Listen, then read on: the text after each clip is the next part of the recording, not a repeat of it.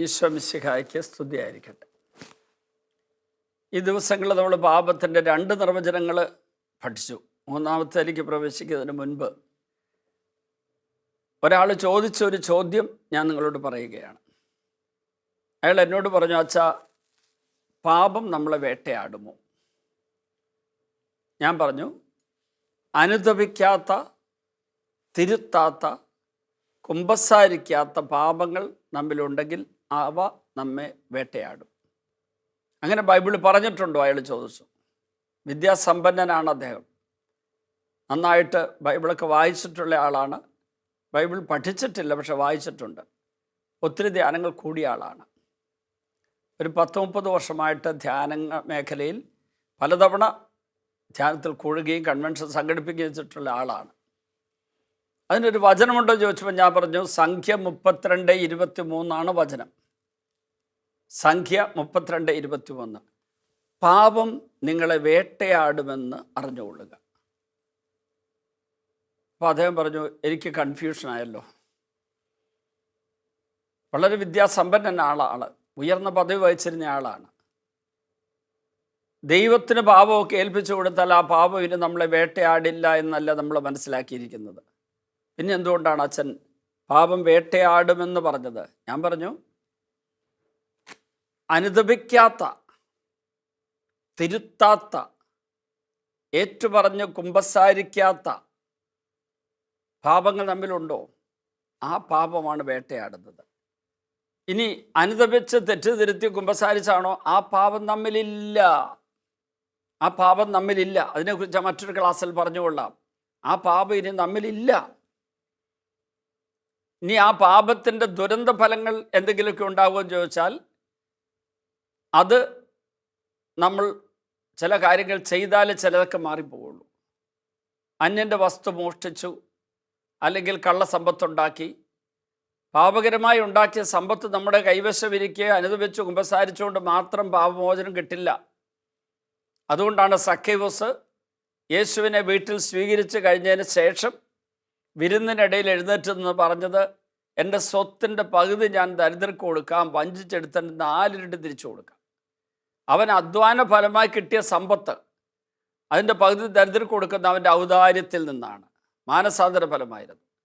വഞ്ചിച്ചെടുത്തതിന് 4 ഇരട്ടി തിരിച്ചു കൊടുക്കുന്നത് ദൈവം നൽകിയ തിരുക്കൽപ്പന അതിനേക്കാളും വലിയ തോതിൽ അവൻ സ്വീകരിച്ചനുസരിക്കുന്നതിൻ്റെ ഫലമായിട്ടായിരുന്നു. അപ്പം ചുരുക്കി പറഞ്ഞാൽ, ആ സമ്പത്ത് തിരിച്ചു കൊടുക്കാതെ, വഞ്ചിച്ചെടുത്ത് തിരിച്ചു കൊടുക്കാതെ അവന് പാപമോചനം കിട്ടില്ല.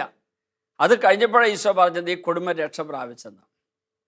പ്രിയപ്പെട്ടവരെ, അനുദപിച്ച് തിരുത്തി ഏറ്റുപറഞ്ഞ് കുമ്പസാരിച്ചിട്ടുള്ള ഒരു പാപം ഇനി നമ്മളെ വേട്ടയാടില്ല. അതിനെക്കുറിച്ച് കുറേ വചനങ്ങൾ നമ്മൾ പഠിക്കാനുണ്ട്. അത് ഈ കൂട്ടത്തിൽ ഇപ്പം കൂട്ടിച്ചേർക്കുന്നില്ല.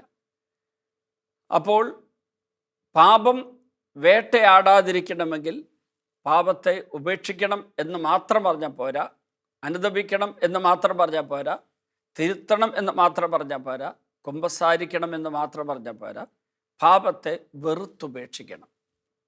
പരിശുദ്ധാത്മാവിൽ 7 ദാനങ്ങളിലൊന്ന് ജ്ഞാനം, ബുദ്ധി, ആലോചന, ആത്മശക്തി, അറിവ്, ദൈവഭക്തി, ദൈവഭയം എന്നീ 7 ദാനങ്ങളിൽ ദൈവഭയം എന്ന് പറയുന്ന പരിശുദ്ധാത്മാവിൻ്റെ ദാനത്തിൻ്റെ അർത്ഥം എന്തെന്നറിയോ? പാപത്തോടും പിശാചിനോടുള്ള വെറുപ്പിൽ നിന്നും ദൈവത്തോടുള്ള സ്നേഹത്തിൽ നിന്ന് ഉദിക്കുന്ന പുണ്യമാണ് ദൈവഭയം. കാട്ടുആനയെ കാണുമ്പോൾ ഉണ്ടാകുന്ന പേടി, പേപ്പട്ടിയെ കാണുമ്പോൾ ഉണ്ടാകുന്ന പേടി, വിഷപ്പാമ്പിനെ കാണുമ്പോൾ ഉണ്ടാകുന്ന പേടിയല്ല ഈ പേടി. ദൈവഭയം അത് മറ്റൊന്നാണ്. അത് നിഷേധാത്മകമായൊരു കാര്യമല്ല, ഒരു പോസിറ്റീവായിട്ടുള്ള രക്ഷാകരമായ ഒരു അവസ്ഥയാണ്. പാപത്തോടും പിശാചിനോടുള്ള വെറുപ്പ്. ഒന്നിനെ നമ്മൾ വെറുക്കാൻ പാടില്ല, ആരെയും വെറുക്കാൻ പാടില്ല എന്ന് ഈശോ പഠിപ്പിക്കുന്നു, ബൈബിൾ പഠിപ്പിക്കുന്നു. പക്ഷേ ഈശോ നമ്മളോട് പറയുന്ന ഒരു കാര്യമുണ്ട്, പാപത്തെയും പിശാചിനെയും നമ്മൾ വെറുക്കണം.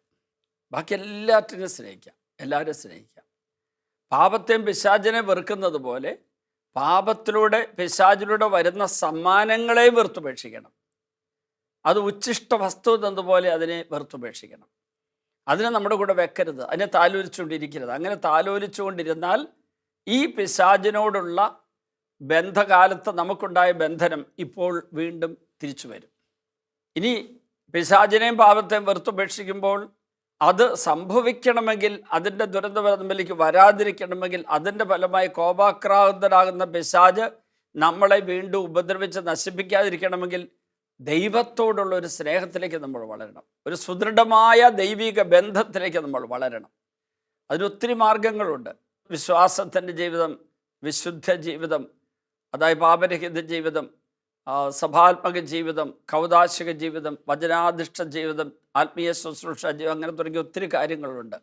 അതിലൂടെ നമ്മൾ ദൈവ സ്നേഹത്തിലേക്ക് വരുമ്പോഴാണ് ഈ പിശാചിന് നമ്മുടെ മേൽ പിന്നെ അധികാരമോ സ്വാധീനിക്കാനായിട്ട് ഉള്ള അവകാശമില്ലാതെ വരുന്നത്. അവന് പിന്നെ ഉപദ്രവിച്ചാലും അത് നമ്മളെ ബാധിക്കില്ല. അവൻ്റെ ഉപദ്രവം ഇനിയും ഉണ്ടാകും. ഒപ്രഷൻ എന്ന് പറയുന്ന പൈശാചിക പീഡകൾ അവൻ ഇനിയും നടത്തിക്കൊണ്ടിരിക്കും. അത് നമ്മുടെ മരണം വരെ നമ്മൾ നേരിടേണ്ടി വരും. പക്ഷേ പാപത്തിൻ്റെ ഫലമായി നമ്മിലേക്ക് വന്ന ഈ പൈശാചികത നമ്മിൽ നീങ്ങിപ്പോകാൻ വേണ്ടി ദൈവത്തോടുള്ള സ്നേഹത്തിലേക്കും പിശാചിനോട് പാപത്തോടുള്ള വെറുപ്പിലേക്കും വരണം എന്ന് മാത്രമല്ല, നമ്മൾ അങ്ങനെ ഒരു ആത്മീയ ജീവിതത്തിലേക്ക് വരുമ്പോൾ ഉണ്ടാകുന്ന കുറേ സഹനങ്ങളും നഷ്ടങ്ങളും കുറവുകളും ഉണ്ടാകും. അത് നമ്മുടെ അഭിഷേകത്തിൽ നമ്മൾ കൊടുക്കുന്ന വിലയാണ്. പ്രമുഖനായ വ്യക്തിയോട് ഞാൻ പറഞ്ഞു, പാപം നമ്മളെ വേട്ടയാടുമെന്ന് ചോദ്യം ഉത്തരം പറഞ്ഞപ്പം പറഞ്ഞു, അനുദപിച്ച് കുമ്പസാരിച്ച പാപമാണ് ഇനിയില്ല. പക്ഷേ അത് അനുദപിച്ച് വെറുത്തുപേക്ഷിച്ചാൽ മാത്രം അത് വേട്ടയാടും. അപ്പോൾ എന്നോട് പറഞ്ഞു, ഞാൻ ചോദിക്കാൻ കാരണമുണ്ട് അച്ഛാ. 30 വർഷം മുമ്പ് ഞാൻ ആദ്യമായിട്ട് ധ്യാനം കൂടിക്കഴിഞ്ഞതിന് ശേഷം അവിടെ വെച്ച് കൗൺസിലിംഗ് അവസരത്തിൽ എൻ്റെ അടുക്കലൊരു പാപം അവർ സൂചിപ്പിച്ചു. ഞാൻ അപ്പോഴാണ് തിരിച്ചറിഞ്ഞത് അത് ഞാൻ കുമ്പസാരിച്ചിട്ടില്ലോ എന്ന്. അതെന്താണെന്ന് അദ്ദേഹം എന്നോട് പറഞ്ഞു. കല്യാണം കഴിഞ്ഞ ഉടനെ കുഞ്ഞ് വേണ്ടാൻ തീരുമാനമെടുത്തിരുന്നു. പക്ഷേ കഴിഞ്ഞ ഉടനെ ഞങ്ങൾ രണ്ടുപേരും ജോലിക്കാരായിരുന്നതുകൊണ്ട് ഗർഭിണിയാണെന്ന് അറിഞ്ഞപ്പോൾ ഞങ്ങൾ രണ്ടുപേരും കൂടി ആ കുഞ്ഞിനെ ഗർഭചിത്രം വഴി വധിച്ചു. അതിനുശേഷം പിന്നെ ഞങ്ങൾ കുറേ കാലം കുഞ്ഞുണ്ടാകാൻ പിന്നെ കുഞ്ഞുങ്ങളുണ്ടായി. പക്ഷെ ഞാൻ എവിടെയൊക്കെ കൗൺസിലിങ്ങിന് ഒരു 10-20 തവണ പോയിട്ടുണ്ടായ ശേഷം അവിടെ എല്ലാം അവർ ചോദിക്കുന്നത് ഇങ്ങനെ ഒരു പാപം ഉണ്ടായിട്ടുണ്ടോ. അപ്പം ഞാൻ ചോദിക്കുന്നത്, ഈശോ ആ പാപം ഏറ്റെടുത്ത് കഴിഞ്ഞിട്ട് പിന്നെ എന്തുകൊണ്ടാണ് ഇവർക്കിത് വീണ്ടും വെളിപ്പെടുത്തി കൊടുക്കുന്നത്? അപ്പോൾ എനിക്കും ഒരു ചെറിയ കൺഫ്യൂഷൻ പെട്ടെന്ന് വന്നു. പെട്ടെന്ന് ഈശോ എനിക്ക് മറുപടി തന്നു. ഇയാൾ പാപമോചനം പ്രാപിച്ചെങ്കിലും ദൈവൈക്യത്തിലേക്ക് വന്നെങ്കിലും ഈ പാപത്തെക്കുറിച്ചുള്ള കുറ്റബോധത്തിൽ മോചനം പ്രാപിച്ചിട്ടില്ല. കുറ്റബോധം എന്ന് പറയുമ്പോൾ യെശയ്യാ 43:18-19 എന്ന് ഓർക്കണം. കഴിഞ്ഞ കാര്യങ്ങൾ ഓർക്കുകയോ പരിഗണിക്കുകയോ വേണ്ട. ഇതാ ഞാൻ പുതിയ കാര്യം ചെയ്യുന്നു, അത് മുളയെടുക്കുന്ന നീ അറിയുന്നില്ലേ? വിജനദേശത്ത് പാതകളും മരുഭൂമിയിൽ ജലാശയങ്ങളും ഞാൻ ഉണ്ടാക്കുന്നു. അയാൾ കഴിഞ്ഞ കാര്യങ്ങൾ ഓർക്കുന്നു, പരിഗണിക്കുന്നു എന്ന് പറയണമെങ്കിൽ എന്താണത്? കുറ്റബോധം. ദൈവം പാപം ക്ഷമിച്ചു കഴിഞ്ഞാൽ പാപബോധം, അനുതാപം അതുള്ള ഒരു വ്യക്തിക്ക് പാപബോധന കിട്ടിക്കഴിഞ്ഞാൽ ഇനി ആ പാപം അയാളുടെ കൂടെ ഇല്ല. അടുത്ത ക്ലാസ് ഞാൻ അതിനെക്കുറിച്ച് വിശദീകരിക്കാം. ഇനി പാപം അയാളുടെ കൂടെ ഇല്ല. ഇപ്പോൾ ഈ കുറ്റബോധം ആരാ കൊണ്ടുവരുന്നത്? ഈ പാപം പെറുക്കിക്കൊണ്ട് നടക്കുന്ന, നമ്മെ ഓർമ്മപ്പെടുത്തുന്ന, കുറ്റബോധം കുത്തിവെക്കുന്ന പിശാച്. അതാണ് ഇയാൾ പാപം തന്നെ വേട്ടയാടുകയാണ്. അന്നത്തെ പാപത്തിൻ്റെ ഫലം എൻ്റെ കുടുംബത്തിൽ നിന്ന് പോയിട്ടില്ല, അതുകൊണ്ടാണ് എൻ്റെ ഇളയ മകളുടെ കല്യാണം നടക്കാത്ത തുടങ്ങിയ ചിന്തകളിലാണ് അയാൾ കഴിയുന്നത്. സത്യവുമായിട്ട് ബന്ധമില്ലാതിന്. ഇളയ കൊച്ചൻ്റെ വിവാഹം നടക്കാത്തതിൻ്റെ കാരണം അയാൾ പണ്ട് ചെയ്ത പാപം അല്ലായിരുന്നു. ആ പാപകാലത്ത് ഉണ്ടായ ചില ദുരന്തങ്ങൾ ഉണ്ടായിരുന്നു. അതൊക്കെ അദ്ദേഹം പ്രാർത്ഥിച്ച് പരിഹരിച്ചെടുത്തതാണ്. ഈശോ ക്ഷമിച്ചു കഴിഞ്ഞതാണ്. കുറ്റബോധമാണ് ഇപ്പോൾ അയാളെ ഉപദ്രവിക്കുന്നത്. ഞാൻ പറഞ്ഞു, ഇനി പാപത്തിൻ്റെ ഓർമ്മ വരുമ്പോൾ എന്ത് ചെയ്യണം? ഈശോയ്ക്ക് നന്ദി സ്തുതിയും പറഞ്ഞ് പ്രാർത്ഥിക്കാൻ പറഞ്ഞു. അങ്ങനെ അയാൾ ആ നിമിഷം മുതൽ അങ്ങനെ നന്ദി സ്തുതിയും പറഞ്ഞ് പ്രാർത്ഥിച്ചു കഴിഞ്ഞ് അടുത്ത തവണ വീണ്ടും കുളത്തുവയൽ ധ്യാനിക്കാനായിട്ട് പോയി. അവിടെ ചെന്നപ്പോൾ പണ്ട് കൗൺസിലിംഗ് നടത്തി ഈ കാര്യം ചോദിച്ച സിസ്റ്റർ എടുക്കലാണ് ചെന്നത്. മനഃപൂർവ്വം ചെന്നതാണ്.